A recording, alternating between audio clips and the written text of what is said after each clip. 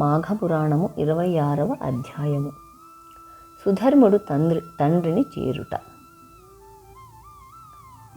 పాపం ఆ బాలుని జాతకము ఎటువంటిదో గాని తన తల్లి అడవిలో పులిచే చంపబడింది. ఇప్పుడు పెంపుడు తల్లి అడవిలో విడిచిపెట్టి వెళ్ళిపోయినది. ఇక ఆ పిల్లవానిని దీనరక్షకుడగు శ్రీహరియే రక్షించాలి. ఆ రాత్రి బాలుడు ఏడ్చి ఏడ్చి ఏడ్చి అలసి నిద్రపోయాడు. అక్కడొక తులసి మొక్క ఉన్నది.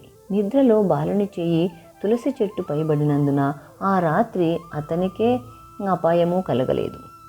పైగా దైవభక్తి కలిగిన ఉదయమే లేచినప్పటికీ అడవిలో ఏకాంతముగా ఉన్నందున భయపడి బిగ్గరగా ఏడ్చినాడు.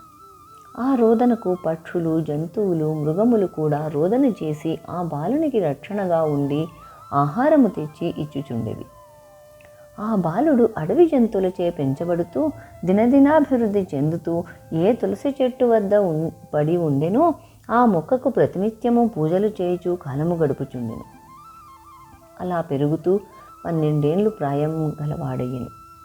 ప్రతిదినము తులసి పూజ, భగవన్నామస్మరణ చేస్తూ నన్ను కాపాడము తండ్రి, అనాథరక్షక అని ప్రార్థించుచు ఒక్కొక్కప్పుడు విరక్తుడై ఎంత ప్రార్థించినా నా గతి ఇంతేనా, నేను బ్రతికేదెందుకు అని దుఃఖించుచుండగా ఆకాశవాణి, ఓ బాలచంద్ర, నీ వట్ల విచారింపకుము. నీ సమీపముననే ఒక కోనేరు ఉన్నది. మాఘమాసం ప్రవేశించినది.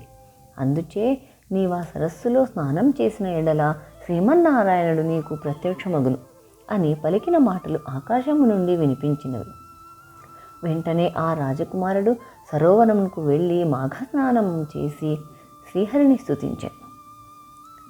ఈ బాలునికి నిష్కలంక భక్తికి, నిర్మల హృదయానికి లక్ష్మీనారాయణులు ప్రత్యక్షమై అతన్ని దీవించి, బాలక, నీకేమి కావాలని కోరుకునుము అని అనగా, ప్రభు, నాకు తండ్రి ఎవరో తెలియదు, తల్లి ఎవరో తెలియదు, నాకు ఆలనా పాలనా చేయు వారెవరైనను లేరు, పుట్టినది మొదలు కష్టములే తప్ప సుఖమన్నది ఎరుగను.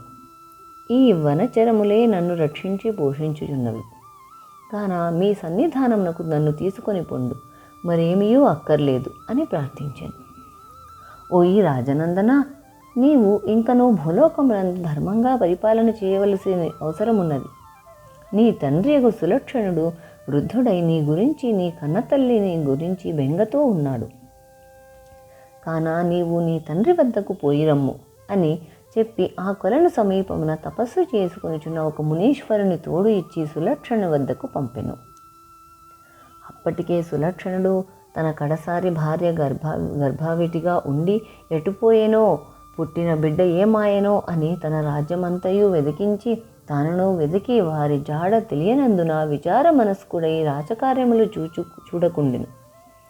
అటువంటి సమయంలో ముని వెంట కుమారుడు వెళ్ళెను. రాజుతో ముని ఆ బాలుని జన్మ వృత్తాంతం తెలియజేయేసరికి సులక్షణ మహారాజు అమితానంద భరితుడై బాలుని కౌగలించుకుని మునీశ్వరునికి మర్యాదలు చేసి కుమారునికి సుధర్ముడు అని పేరు పెట్టి పట్టాభిషేకము చేసెను. మాఘపురాణము 26వ అధ్యాయము సమాప్తము.